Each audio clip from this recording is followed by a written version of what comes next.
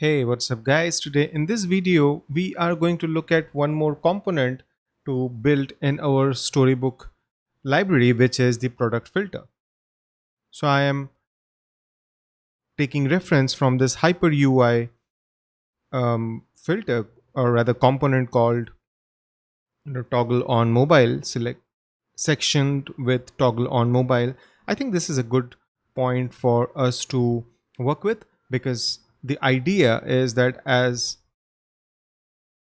a user I would be able to, let's say that I want toys or maybe games which are for age group of 8 plus, and then I apply filters, and that would allow me to bring down the list to a filtered one with only these two criteria. This is a very common use case for any storefront, right? So I have already gone ahead and created that functionality over here. If I open my console, let's bring it to the right hand side.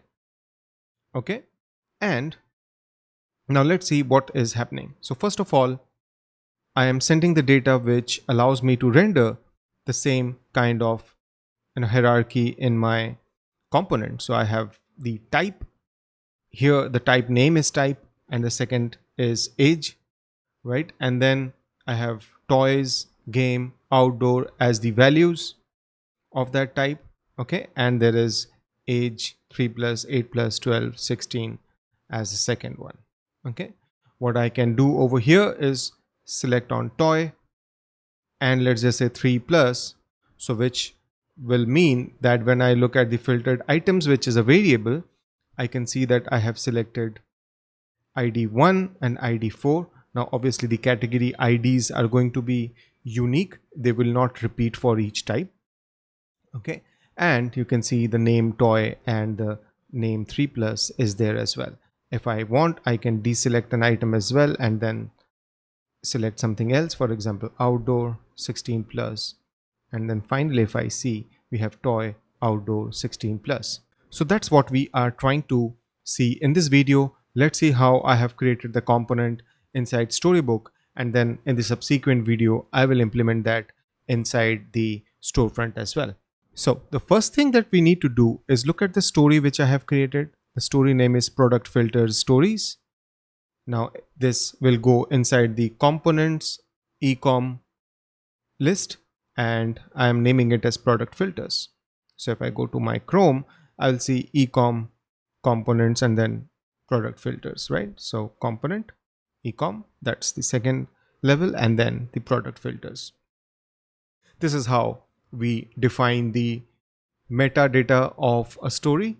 This is how Storybook is able to render this item inside this particular hierarchy. And there are many more things I have already explained in my previous videos, and I would suggest you go through them if you want a little more details about how Storybook works. But yes, a general guideline is that this information, this export meta, is what dictates how this is rendered. Then we have a template, story, and then props. This is the template which will be used to pass the arguments. I'm also telling that template that I'm going to render this particular filter component as well, which I'm importing over here. Okay. Then I am passing this arguments. Okay, this is the format, how you pass the arguments. And then you can see that inside the arguments, I have two arguments basically. One is facet data and the other one is on apply filter. So facet data is actually the JSON data which I will be sending to the component from the once I pick that up from the store API. Okay, and the on apply filter is the function which will be triggered. That's the final thing which I want this component to do once the user has done all the selection and this apply filter button is clicked. Because my understanding is the roles and responsibility of the components goes like this. First of all, the facet data is something which the main component will get. Okay, so that's this entire component that we have over here. Okay, and that's why we are rendering that. So that's taken care of. Now once this main component gets the entire facet data and the function which needs to be called, obviously it will define what happens when the function is called. That's a different issue. That's a different matter. But the most important thing is, once he gets hold of this facet data, it needs to iterate over it and create individual sections, or rather I will break them into individual components which will be responsible for rendering the type and these values with their IDs, basically this particular section, because then I can easily duplicate this and have one more. For example, if I try to do something like this, I can name it size maybe. Okay, I'll just create 2. We had 7, so 8, 9.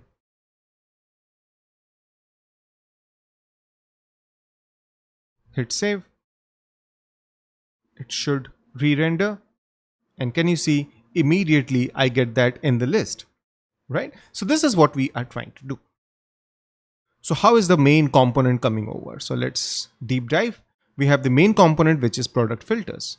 Product filters has 2 props. One is the facet data and on apply filter. So as you can see, inside the arguments also, I am sending the facet data and the on apply filter. Fair enough. So I have defined the type as well, because I'm working with TypeScript. So it is important that we define the types. So I'm saying that facet data is an array of iFacet item. So the array is fine. These are basic building blocks. A iFacet item is something which I have defined. So let's open that up. So it's an interface. The interface is with the same component file. It makes life a little bit easy, because then I can just copy this folder and drop it in some project and everything is ready, right? So I have facet item, which has 2 properties. Facet name of type string. This is basically whether it is a size or an age or a type. Okay. And then we have facet values. Facet values, again, as you can see, is an array of iFacet value item. Why? Because there are multiple facet value items. So array facet value items, they have ID and name. So the name is what I am displaying over here, and ID is what I'm interested in at the end of the day. Okay, so with this defined, we can see that facet data is properly coming over here. We know the type of that information, and then we have our component. So the component is a React functional component which takes props. I'm destructuring the 2 properties over here from the props, facet data and on apply filter. Let me close the sidebar. Okay, and then we have defined a state variable, filtered items and set filtered items. Okay, and I have defined the type of the state as well. I'm saying that it's an array of iFacet value item. Why is it an iFacet value item? Because I will continue to add all the items which are selected by the user in this state variable. That's the plan. So if you see what is happening over here, I'm adding toy, I'm adding 3+, I'm adding small. So finally, all those 3 iFacet items are added to the state. And that's what I'm consoling in this particular code base. So we'll get into that. Okay, so the state is here. Now, handle filter click is something which I am calling when individual items are getting clicked, but we will go into that a little later. This is only for console purpose so that you understand. This is the reset code, which we will look at later. First, let's understand the markup, because that's where we will start getting a sense of what is happening. So this is the summary, some markup. Then we have a form. I have added this ID just for the reset purpose. And then if you see, I am doing if my facet data is here, and if the length is greater than 0, I think I can get rid of this because facet data is anyways required. So if the length is greater than 0, then I run a map. I am rendering product filter item inside that. So we'll go into that. But then we have key filter item. Item is what we are getting when we are iterating through the facet data. Filter type is the name, which basically means whether it is a type or an age or a size, because that's how that component will render this gray bar. And I'm also sending a function called handle on click, which basically decides what to do with that item which got just selected. So if you see, that's the code, but we will get into that a little later. Again, hold on to this. Let's first understand the component as well. This component is pretty straightforward. It doesn't do too much. It has 3 props, which we can easily understand from here. The key is just for the React component, the rendering engine, to understand the unique values. These are the 3 props, and we have defined it over here. Filter type is string, whether it is key, age or size. Filter item is the actual item. Okay, it has the ID and the value. If you understand, this is the name and the values, right? And then I have the function as well. So coming back to this part, we are declaring our component. It's a functional component of React. The props are over here. Then I destructured them, straightforward code. And then I'm saying on handle selection, I just call this function. I could have done it over here, but I just thought, okay, this is fine. Okay. Then I have this name printed over here, which is coming through the facet item, right?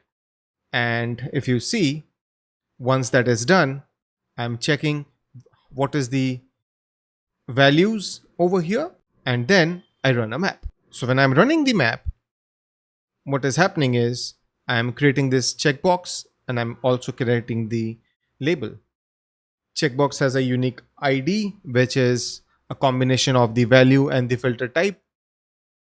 Okay. And the name is also supposed to be unique because each checkbox should have that. And then on click, what I'm doing is handle selection function is getting called, and that in turn is also calling the handle on click. I could have done it over here, just wanted to call a function rather than doing that. Okay. Because specifically, I think, yeah, I need that because I need to pass this values over here, which was not something which I could do if I don't have that. So yeah, basically I decided to go with this approach. Fair enough. Next, I am printing the facet values.name because that's how this is getting printed. So come back over here. What I understand is that this component is calling this function when someone is clicking on any of these, which is a combination of checkbox and label. So once this function is getting called, let's understand what this function does. So this function gets the entire item which was clicked. It checks whether the current list of filtered items, which is a state variable, has that value or not, because it's an object, or it's an array of objects, right? So it checks whether some of the items have this value. If it returns true, then it means we already have that. And in that case, what we do is we filter that out, because what basically that means is if I have selected 3 and if I click on it again, it should come out, or rather it should go away, because I'm saying that I don't want it, right? So that's why we are filtering it, right? So all the items except for the current one should be returned back to the state. So when we are initially here, it's an empty array. We click 3, it's there, as you can see over here. And then if I click on 16, we have 2 items, 3 plus and 16 plus. But then I said, okay, I don't want 16 plus. So I removed it, and my new array is 3 plus. That's what is going over here.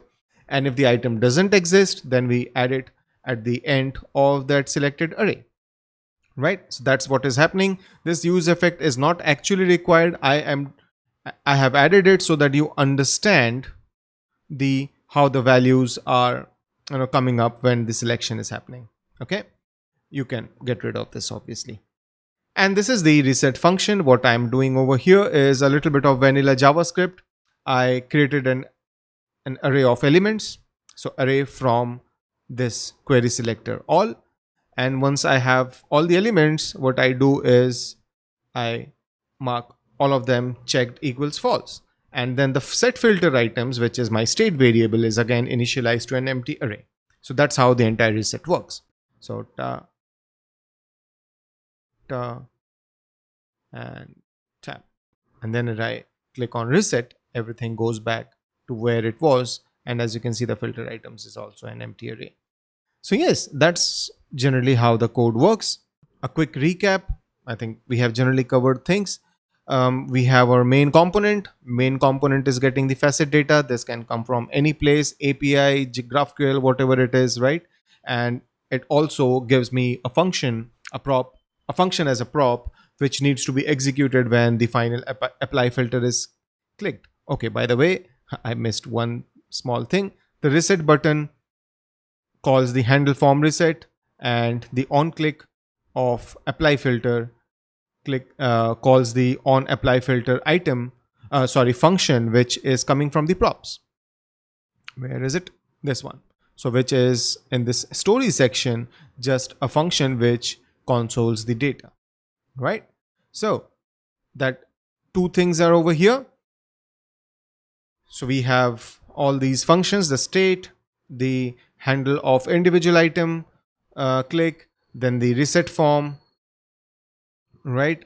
And finally, yes, the apply button, which calls this function. And let's quickly now look at the final storyboard item.